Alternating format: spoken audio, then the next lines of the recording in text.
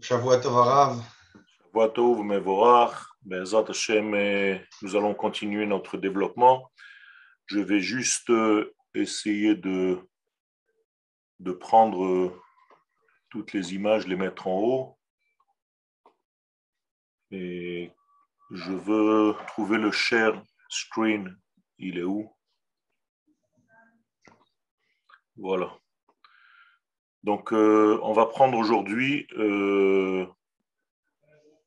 un post qui nous a été offert. Je reviens par Yehudit Bitan qui m'a donné, mais le problème c'est que je ne le trouve pas. Alors, où est-ce que je dois aller? Je vais juste le chercher. En attendant, j'en profite peut-être pour. Je rappelle à tout le monde, j'encourage tout le monde à ouvrir vos caméras pour que ce soit beaucoup plus amical et chaleureux. Et bien sûr, je répète que ceux qui veulent poser des questions sans aucune honte, ouvrez vos micros avant la question. Et voilà. Jusqu'à maintenant, Baruch Hashem, ça s'est très très bien passé et que ça continue. Amen. Baruch Hashem. Alors, j'ai toujours le même problème, c'est d'aller chercher Rabbi Yoel, les... il est en haut à droite, je crois. En haut à droite, vous avez un onglet qui s'appelle Sphirot. Il faut aller cliquer dessus. En haut à droite, où ça? Tout à fait, voilà, là. Tout en haut, tout en haut. Là? Là? Non, à droite, de l'autre côté. Ah, chez moi, c'est à gauche. Alors, ça veut dire c'est inversé. L'autre côté arabe. Je vois pas ici chez moi. Sphirot Yehudit Bitan. C'est écrit en haut PDF. De l'autre côté arabe, si c'est pas à droite. Yehudit Bitan, c'est écrit en tout petit en haut avec un petit rond gris. Je ne le vois pas. Il faut aller au coin externe droit de votre écran, tout à fait à droite. C'est ce que je fais, mais je ne trouve pas. Voilà, mais ça ne marche pas. Alors, fermez le X, là, fermez la page que vous avez, appuyez sur le X, Post et Attenti Zoom, fermez cette page. OK. Après, vous allez avoir Yeshiva Orot Vekelim qui va apparaître.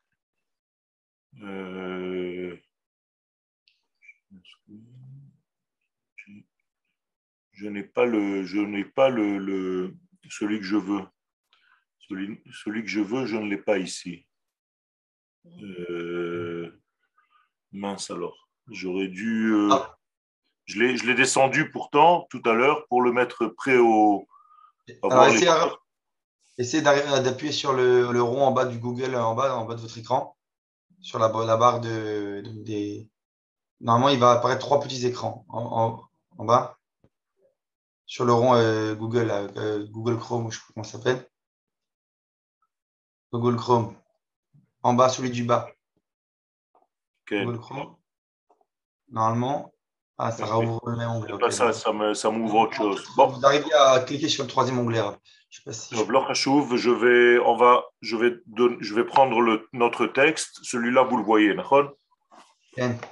Ok. Bon, je vais prendre notre texte. Je ferai les choses la prochaine fois.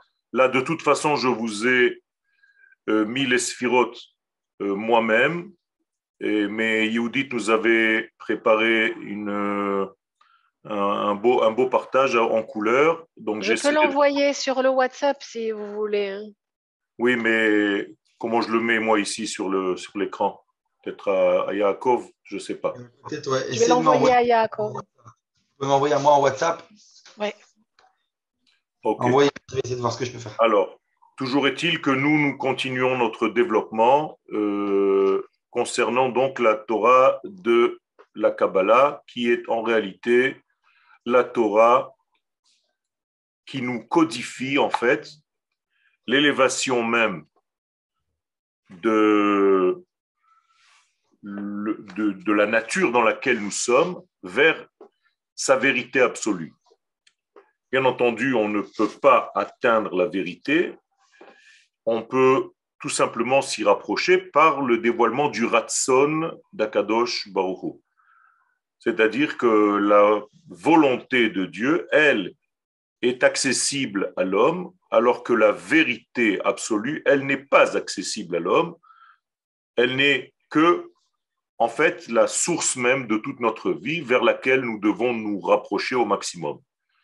Et c'est pourquoi la Torah de la Kabbalah s'appelle Torah Ha'emet, la Torah de la vérité. Comme s'il y avait une Torah de non-vérité.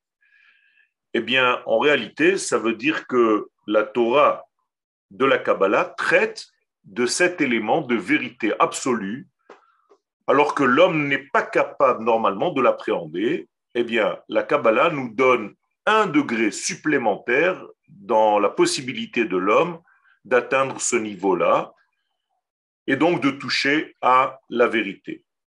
Nous avons donc reçu une Torah écrite comme un récit, comme une histoire, et cette Torah qui a été écrite comme une histoire est codifiée. Donc nous devons, dans la Torah de la Kabbalah, prendre tous les éléments codifiés, à savoir l'histoire elle-même, les lieux, le temps où les choses se sont passées, et les acteurs humains, et même s'ils ne sont pas humains, les animaux, les végétaux, tout ce que la Torah traite, tous les sujets dont elle traite, sont des sujets codifiés, et chaque fois que je me trouve face à un verset quelconque dans la Torah, immédiatement, je dois appliquer en fait une traduction simultanée de ce que je suis en train de lire.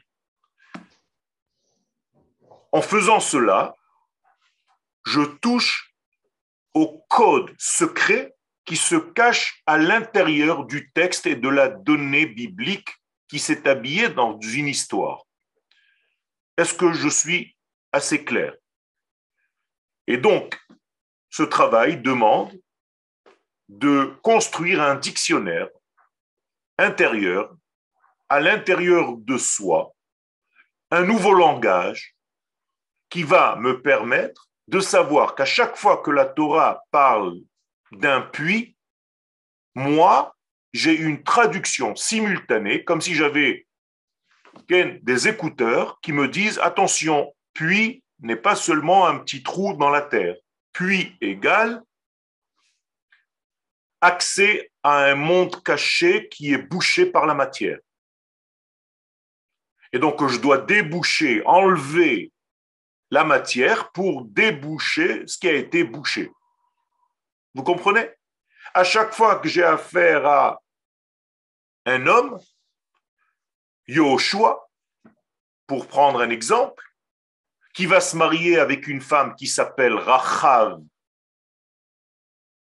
la large, très bizarre, eh bien, je sais que je dois immédiatement traduire dans mon dictionnaire intérieur ces données en données kabbalistiques qui m'expliquent en réalité comment, au même moment, l'infini descend dans le monde fini grâce à ma lecture. Et donc, c'est en réalité des liens, des points de colle entre les mondes supérieurs, à savoir les mondes de la pensée divine, infini, objectif, et le monde subjectif dans lequel nous vivons. Et donc, je dois sans arrêt... Nous devons systématiquement faire pardon. Je voulais juste intervenir par rapport au Sod. Est-ce que nous devons avoir justement ce réflexe immédiat dans la lecture de... Vous m'entendez? Oui, oui, je vous entends.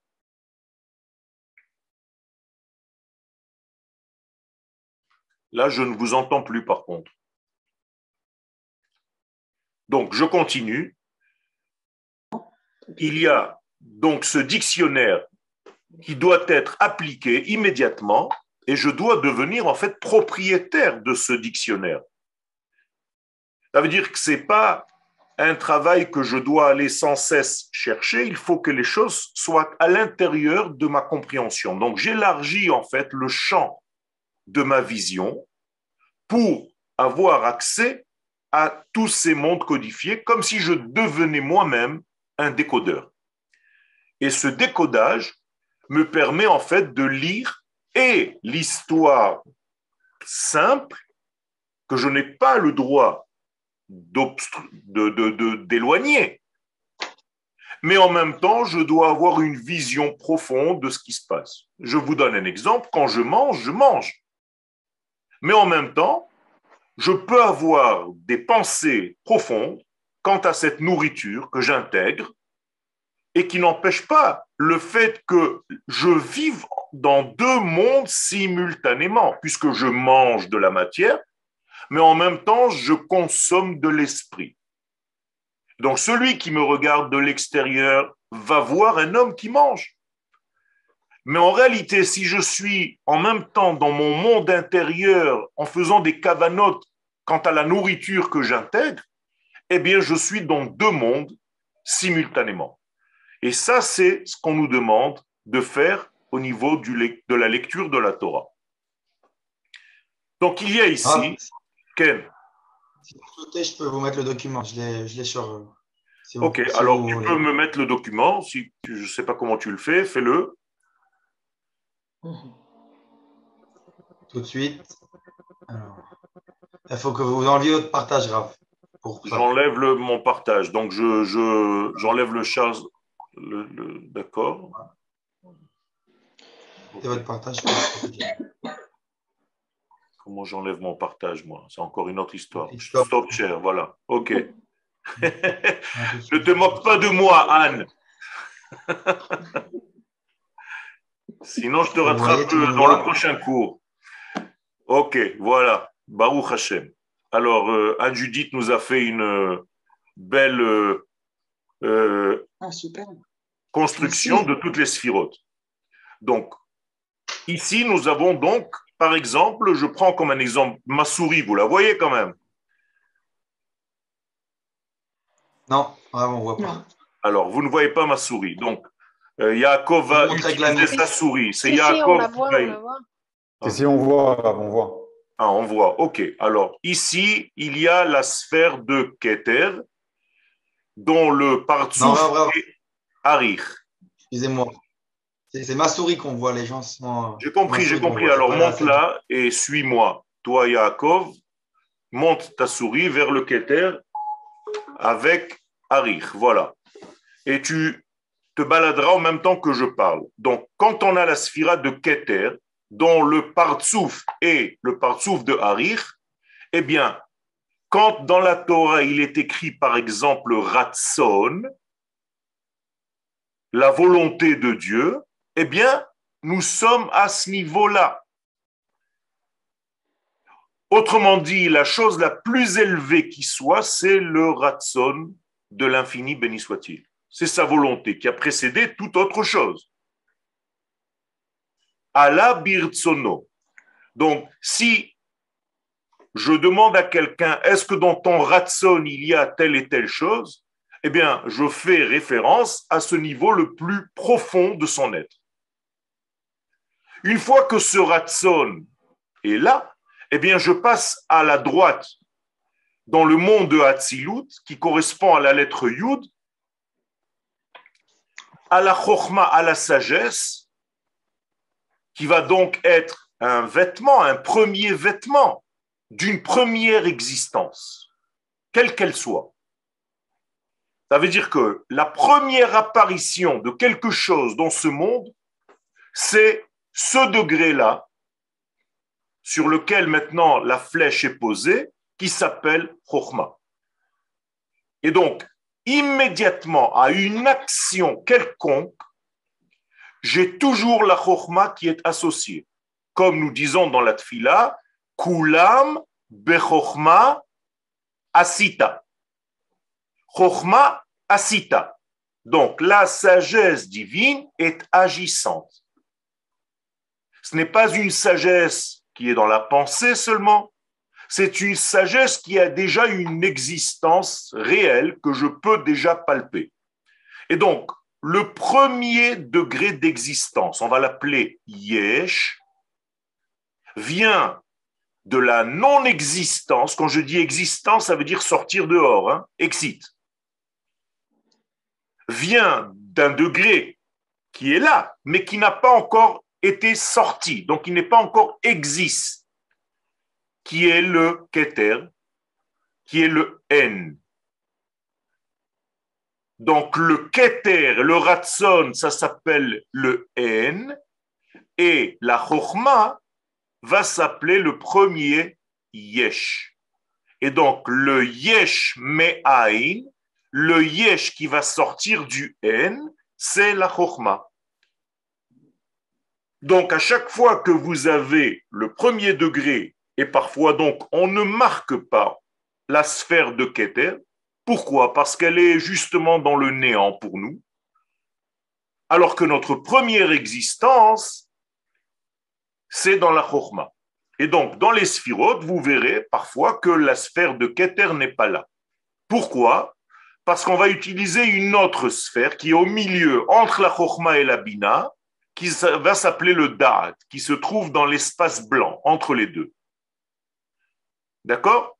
Alors, étant donné que Anne-Judith a vu qu'il n'y avait pas de Da'at ici, elle a mis le Keter, et elle avait raison. Parce que lorsqu'il y a Keter, je ne peux pas mettre Da'at, sinon ça me fait 11 sphirotes dans la totalité, alors que j'en ai que 10. Alors, je résume, ou bien vous dites Chochma, Bina et Da'at, Chabad, ou bien vous dites Kachab, Keter, Chochma, Bina. Ce qui veut dire en réalité la même chose, ne vous inquiétez pas, car toute la phase centrale où est posée la flèche, donc vous voyez Keter, Da'at qui n'est pas marqué, Tiferet, Yesod et Malchut, toute la base centrale, eh bien tout ceci est en réalité la référence qui se dévoile réellement et qui aboutit à la Malchut, à la dernière sphère en bas qui s'appelle Eretz, qui s'appelle en réalité ce qui était au début dans le Ratson devient Eretz, c'est la même racine. Donc le Ratson du départ devient Eretz de l'arrivée. Donc, quand on dit que Dieu a créé le ciel et la terre, ou les cieux et la terre, en réalité, il a créé la volonté cachée et la volonté déjà dévoilée. Donc, Bereshit. Est-ce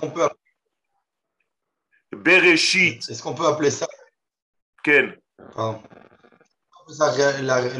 L'idéal et la réalisation, la concrétisation. Tout à fait, on peut parler d'un potentiel et d'une réalisation, on peut parler d'une capacité de base, ce que vous connaissez en hébreu comme étant la Ségoula. Donc, Vatem Tihiuli, je reprends un verset de la Torah parce que nous n'avons pas d'autres références, si ce n'est que les versets de la Torah. Donc, Vatem Tihiuli, Ken Ségoula. Mikol Ha'amim. Qu'est-ce que ça veut dire que vous êtes un peuple de Ségoula? Bien, tout simplement, vous êtes le seul peuple capable, Mesougal. Ségoula veut dire capable. Capable de prendre quoi? Eh bien, ma pensée divine initiale et d'en faire une réalité en bas. Moralité, vous êtes les seuls conducteurs en tant que nation, en tant que peuple. Vous êtes conducteurs de ma volonté infinie. Vous êtes conducteurs de ma pensée. Vous êtes conducteurs de mon projet. Vous êtes conducteurs de ma lumière. Vous êtes conducteurs, vous comprenez? Et c'est ce que nous sommes venus faire. Donc, ces sphères ne sont pas une structure kabbalistique. C'est une structure existante. Seulement les kabbalistes l'étudient. C'est pas que les kabbalistes ont inventé un système qui est devant votre regard maintenant, mais Cette existence était déjà en place et les kabbalistes, avec leur grande sagesse, sont capables en fait de vous faire un dessin clair, de vous mettre en relief ce qui existe déjà. Rav, une question. C'est parce que c'est vrai que maintenant je peux faire un dessin, une structure telle que vous la voyez. C'est pas parce que c'est écrit que c'est vrai. C'est parce que c'est vrai que c'est écrit. Rav. Oui, j'écoute. Une question sur la configuration des sphères, parce que vous décrivez ici une sphère pour Atzilut Chochma, une sphère pour Bria, 6 sphères pour Yetzira et une sphère pour Asya. Et dans d'autres dessins ou dans d'autres tableaux, il y a un groupement qui est un petit peu différent avec 3, que ce soit Keter, Chochma, Bina ou bien Chochma, Bina, Hadad, avec 3, 3, 4, 3. Avec un groupement un peu différent. Donc, est-ce que c'est une question comment 3, 3, 4, 3, ça fait déjà beaucoup plus que 10 sphirotes. 3, 3, 3, 1. Ah, d'accord. Ça, c'est autre chose. 3, 3, 3, 1, parce que la malchoute est toujours en bas. Mais effectivement, donc, il n'y a pas 6, il y a 3, 3, 3. Est-ce qu'il y a différentes interprétations ou comment, Alors, non. Ce n'est pas du tout une différence d'interprétation, c'est tout simplement une différence d'accès. Ou je prends les 3 sphères d'en haut comme une réalité qui dépasse mon entendement, qu'on appelle le Olam Haba. Et donc, je les prends comme un triangle premier qui va se refléter dans mon deuxième triangle, Chesed Gvura Tiferet, qui va lui-même se refléter dans un troisième triangle, Netzach Hod Yesod, et le tout va se verser dans la Malchut. D'accord? Donc, c'est tout simplement ce que je veux vous faire passer aujourd'hui comme message. Il s'agit en réalité d'un jeu de miroir, une pensée triangulaire qui se reflète dans un premier miroir, qui va se refléter dans un deuxième miroir, qui va se refléter dans la Malchut, qui est elle aussi une structure triangulaire, mais on va y arriver plus tard, puisque le peuple d'Israël, c'est Cohen, Lévi et Israël, et dans la Torah, nous avons Torah, Nevi'im et Ktuvim. Donc vous avez toujours 3, 3, 3, 3. C'est une structure. Et le peuple d'Israël qui va recevoir le tout s'appelle le peuple triangulaire. Donc nous sommes dans un triangle qui se reflète, qui se reflète, qui se reflète de plus en plus clairement, de plus en plus extérieur, jusqu'à même devenir matière. Est-ce clair? J'essaye d'être le plus simple possible. Moi, j'ai un petit peu de mal parce que je ne suis pas là depuis le début, même si j'ai regardé vos vidéos. Je n'arrive pas à comprendre en fait où est notre potentiel. Le potentiel, il est dans la première sphère qu'on a appelée Keter. C'est là où Dieu a placé tout le potentiel. D'accord? Vous comprenez bien qu'au-dessus de Keter, il y a encore d'autres choses dont on ne parle pas, qui sont encore beaucoup plus profondes. Mais pour nous, à l'instant, à notre niveau d'étude, ça nous suffit. C'est comme si Dieu avait mis toute sa pensée dans cette première couronne. Et cette première couronne, qu'on va appeler donc dans une sphère Keter, mais dans un partsouf Arich, eh bien, va commencer à se refléter et à se répandre déjà en 2 parties, Chochma et Bina. Pourquoi? Mais tout simplement parce que je vous l'ai déjà dit dans différents cours que notre monde à nous, quand on veut descendre dans notre monde, on ne peut pas comprendre le sens du 1. Tout ce qui est 1 au départ, immédiatement se partage en 2. Donc le Keter qui s'appelle Harir, qui était la pensée divine initiale, immédiatement va prendre place dans 2 cerveaux, la Chochma et la Bina. Chez l'homme, le cerveau droit et le cerveau gauche. Est-ce que vous êtes avec moi? Est-ce que c'est clair? Donc Dieu parle en code 1 et nous ne pouvons entendre qu'en code 2. Donc Dieu est dans l'unité et nous sommes déjà dans le binaire. D'où le mot de Bina. Bina, c'est le monde binaire.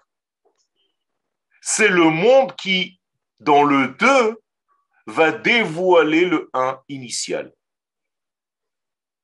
Et donc, volonté, 2 éléments de dévoilement. On descend un triangle, volonté, 2 éléments de dévoilement. Et on descend encore un triangle, volonté, 2 éléments de dévoilement. Alors ici, je tiens à le préciser, on a l'habitude de dessiner la Tiferet, par exemple, plus basse que le Chesed et la Gvura. Mais en réalité, la Tiferet est avant le Chesed et la Gvura. Parce que la Tiferet, c'est ce que je veux arriver à dévoiler. Mais sans le Chesed et la Gvura, je ne pourrai jamais dévoiler la Tiferet. Donc ici, on a écrit Tiferet en bas parce que c'est ce qu'on a réussi à dévoiler. Mais elle existait avant. Je répète où c'est clair. Les choses sont existantes. Si je fais l'effort de faire le travail sur 2 pôles, eh bien, je les dévoile. La même chose plus bas, dans le dernier triangle, avant la Malchut, le Yesod existe bien avant le Netzach et le Hod. Seulement, lorsque j'utilise véritablement, d'une manière adéquate, le Netzach et le Hod, eh bien, je vais dévoiler le Yesod, mais qui existait déjà. Et donc, je l'ai marqué ici plus bas. Excusez-moi. Pour le dévoilement. Oui. Je voulais vous poser une question. Est-ce que nous allons du désir vers le ratson, vers la volonté de plus en plus, donc, et que dans le grossier apparent, il y a évidemment le point du subtil. C'est-à-dire si on a perdu le point de départ, on n'a plus rien. Le point du départ ne s'arrête pas. On ne perd pas, justement. Ben justement, bien sûr. On ne perd jamais. Quand on a le point du départ, c'est pas parce que j'ai passé d'un premier triangle à un deuxième triangle que le premier triangle a disparu. Il est rentré, il s'est habillé, c'est la neshama du deuxième triangle. Et tous les deux vont devenir la neshama du troisième triangle, qui vont tous pénétrer dans la malchoute. Donc la malchoute est porteuse du tout. Et donc l'idée première n'a pas été perdue, en aucun cas. Si chas v'shalom, la neshama, l'idée première a été perdue, eh bien on a tout raté. Justement, c'est ce que je disais, hein, c'est qu'on ne le perd pas. On ne perd pas. Mais on l'incarne de plus en plus dans la volonté, dans le ratson, mais il est toujours là, présent. Et c'est le lien qu'il y a à faire entre le désir et la volonté tout le temps. C'est cette permanence de… Vous dites 2 fois la même chose. Vous dites 2 fois la même chose, le désir et la volonté. Non, c'est pas tout à fait pareil, selon Oui, mais en hébreu, ça n'existe pas, cette nuance. Ah, d'accord. Excusez-moi. D'accord, on dit ratson, et une fois qu'on a dit ratson, il n'y a pas encore volonté. Il y a ratson, et après il y a kelim. Il y a des éléments contenant ce ratson. Ce sont des vêtements. D'accord. D'accord? Donc, okay. Je suis obligé d'être très précis dans ce que je dis pour ne pas vous embrouiller. Parce que quand vous dites à quelqu'un volonté et désir, il va se dire, mais c'est un peu pareil, quoi. Je veux, donc je désire, je ne comprends pas. En hébreu, c'est très clair. Il y a le ratson qui est divin, point, barre. Et il y a tous les éléments qui vont me permettre d'habiller, de servir de vêtements à ce ratson, pour le dévoiler dans mon monde. Arabe. Quel? Excusez-moi, Arabe. Simplement, quand on prend les mots en hébreu chafetz ou ta'ava, pourquoi on n'aurait pas cette nuance qu'on a aussi en français? Parce que ta'ava, c'est encore un autre degré. La ta'ava, c'est au niveau charnel. Et donc, il y a des nuances qui sont encore plus exactes, mais dont nous ne pouvons pas nous servir maintenant parce qu'au niveau des sphirotes, jamais il y aura cette notion de ta'ava. D'accord? Okay. Il y a ala birtsono, il y a marchavto, be marchava idberiru, mais il n'y a pas cette notion de ta'ava qui est désir presque charnel. Donc, il faut faire attention. Quand est-ce que je dois utiliser? Ça, c'est déjà une leçon de sémantique. Quand est-ce que je peux utiliser telle et telle terminologie ou bien telle ou telle référence et notion et concept. Donc, je reviens. Nous avons ici la première sphère. Ken, vous avez une question encore? Moi, oui, pardon, allez-y. Oh. Allez-y, Madame Karine, vas-y.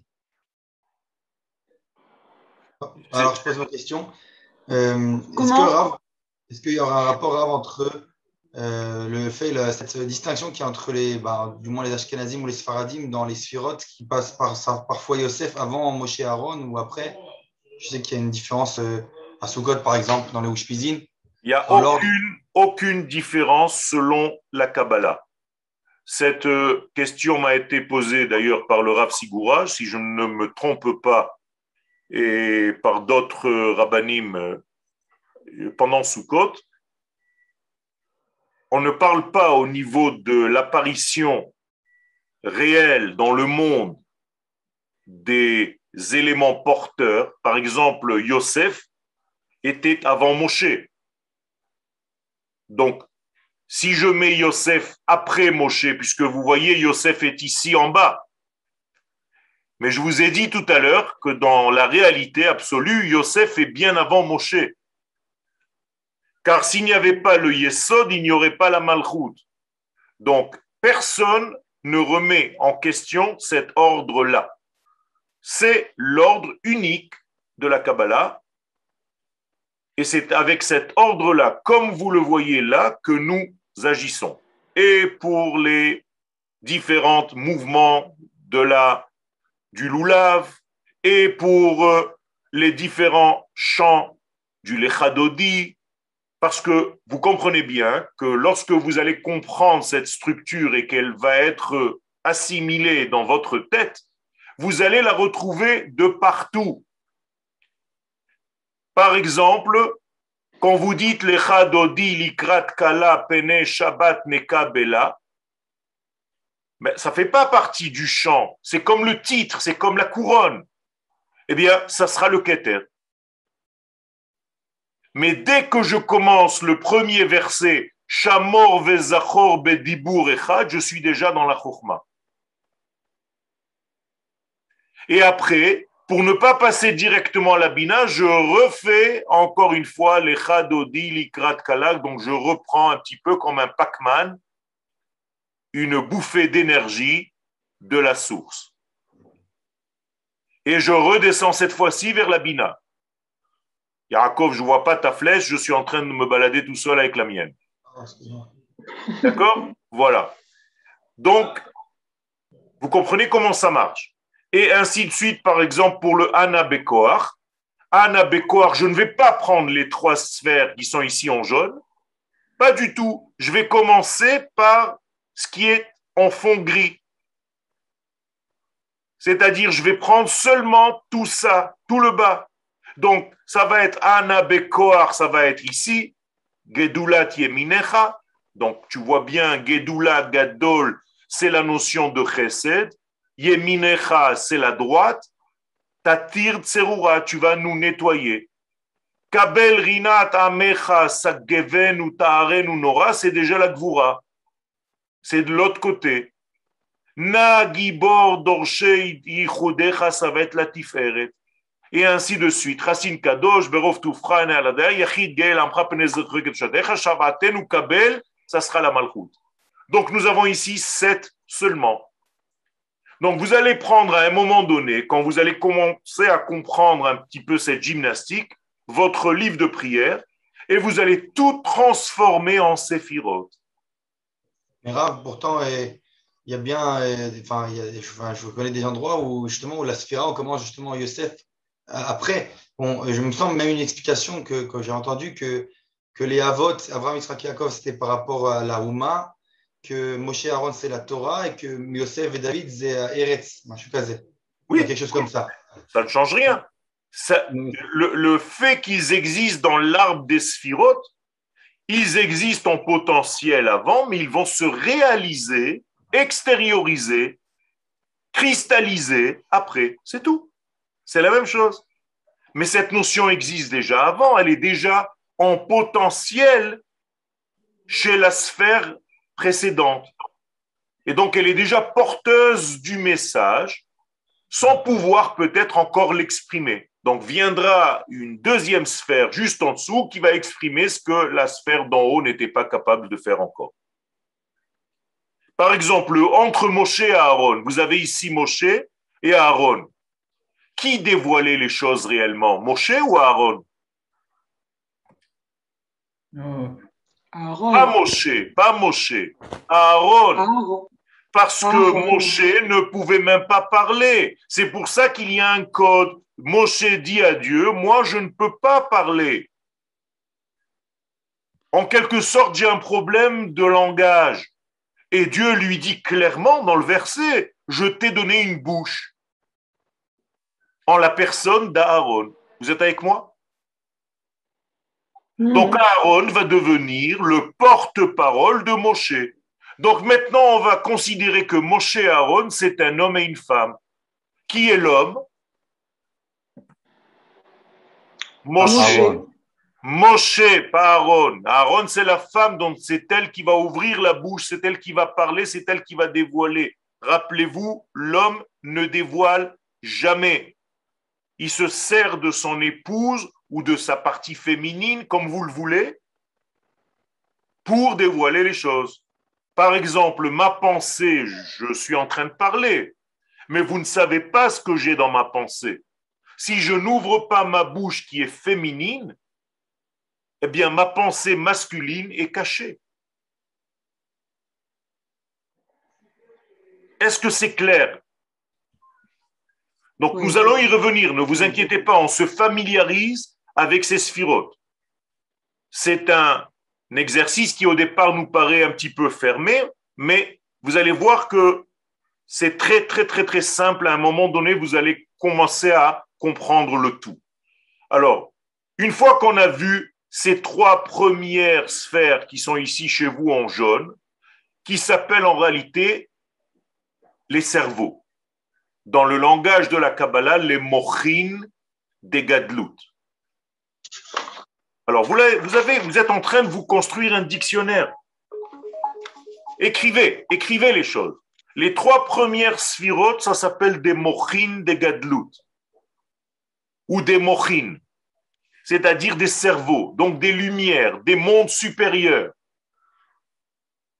Les 7 dernières sphères, puisqu'il y en a 10 en tout, ça va être les midot, ça va être les mesures dans lesquelles va être contenue cette lumière des mochim. Ah, en bas, il y a écrit l'inverse, non? C'est une erreur? Où c'est qu'il y a marqué? En bas, il y a écrit les jaunes midot. Quelle, c'est une erreur. Judith, tu es là? Quelle, c'est une erreur. Bien vu.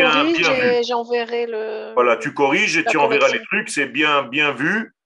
Donc, ça commence à rentrer. Vous voyez que vous comprenez le système, c'est très bien. Donc, finalement, nous avons ici des mochin et en bas des midot. Alors, les mochin, tout entier, les trois premiers, ça va être la neshama, dans un langage simple pour nous.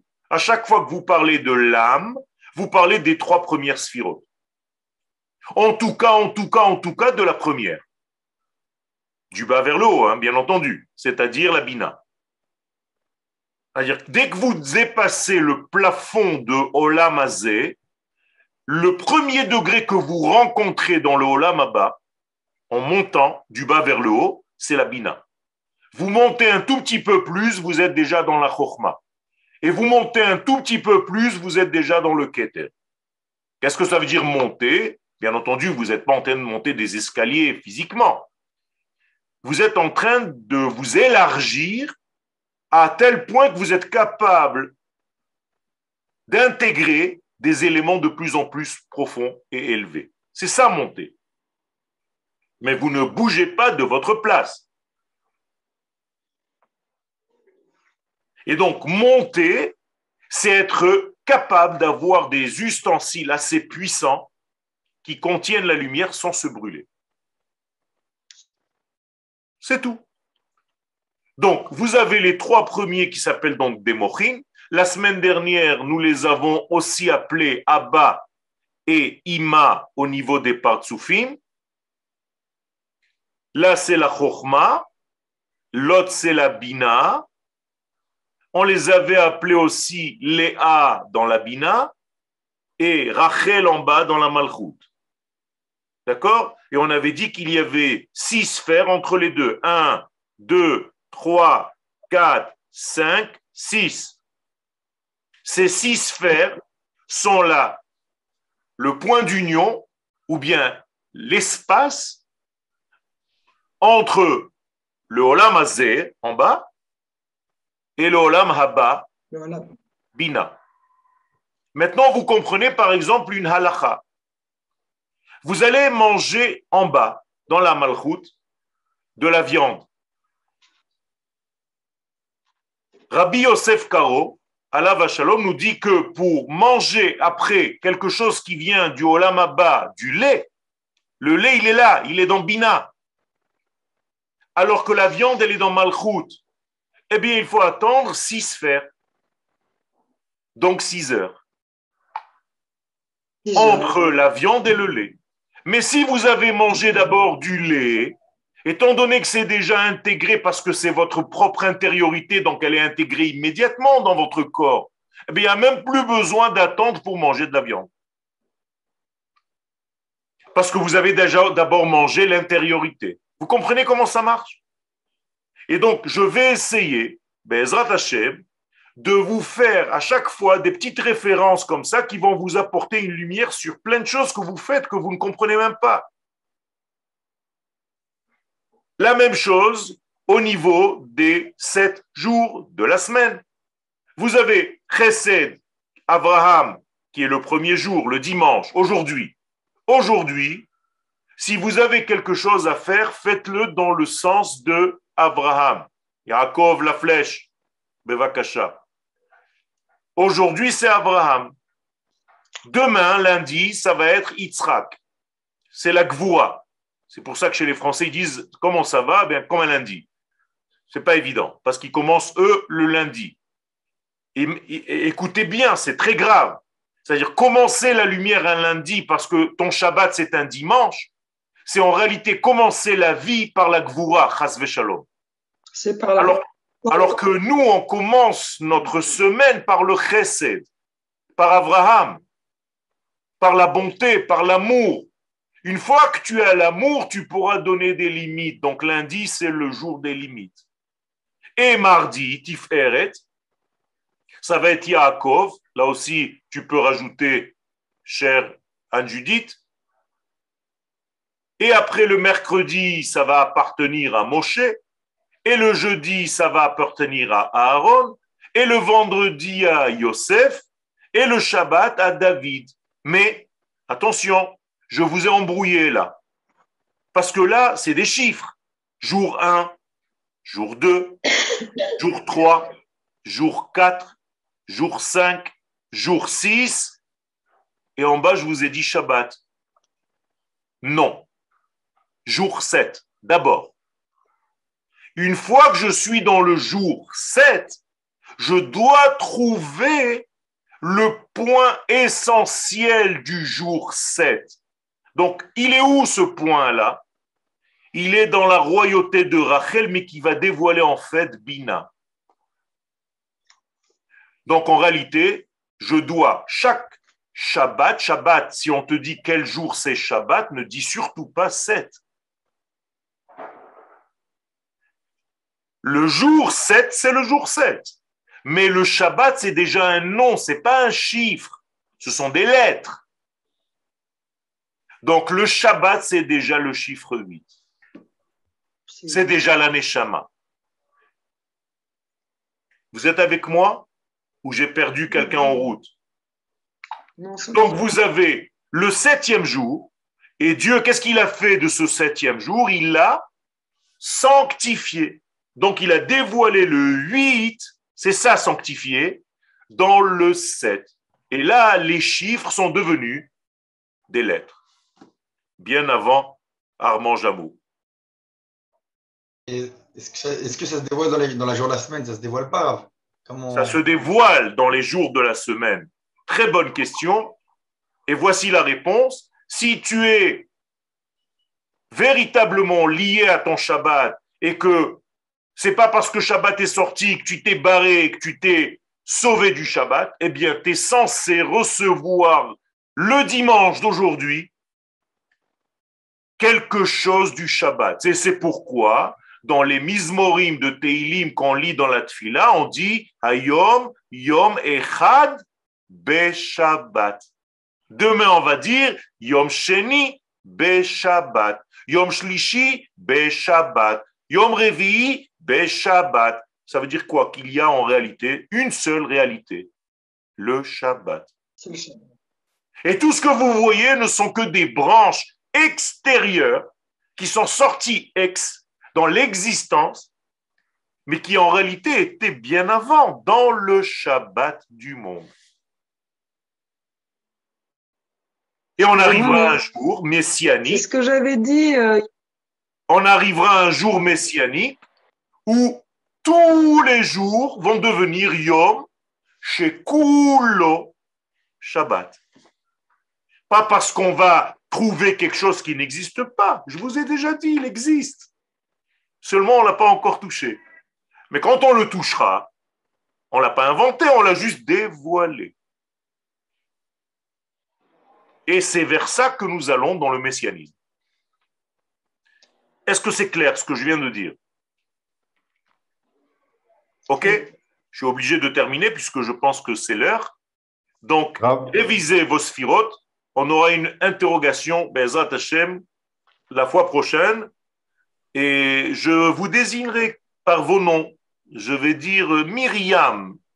Dis-moi par exemple à quelle sphère appartient mon cher Rabbeinu. Édouard, si tu te rappelles bien, quelle est la sphira qui correspond à Yosef et ainsi de suite. Et au niveau des chiffres, c'est la même chose. Et je vais vous attaquer tous, hein, Yosef Tayeb, l'autre Yosef, Evelyne. Ne vous inquiétez pas, je ne raterai personne. Hein. Madame Ayash, Madame Touati, Ken, Yehudit, et ainsi de suite. Donc, Be'ezrat Hashem, Monsieur Nakash, je ne vous ai pas oublié, ne vous inquiétez pas. Hein. Et Joël aussi. Yoël, vous pouvez répéter les yamim? Ah, ça y est, il commence à s'inquiéter là. Dès qu'on dit examen, ils ont l'angoisse. Les yamim, on n'est pas pressé. Chesed, c'est Yom Aleph. Chesed, Yom Aleph. Gvura, Yom Bet. Tiferet, Yom Gimel. Netzach, Yom Dalet. Hod, Yom He. Yesod, Yom Vav. Malchut, Yom Zain. Qui va devenir en vérité, qui va révéler Bina. Et qui va s'appeler Shabbat. Elle va se transformer du 7 en un chiffre qui n'en est pas. En réalité, c'est le 8, c'est l'infini. C'est bon. Merci à tous. Shavua Mevorach. Toda Rabba. Shabbat.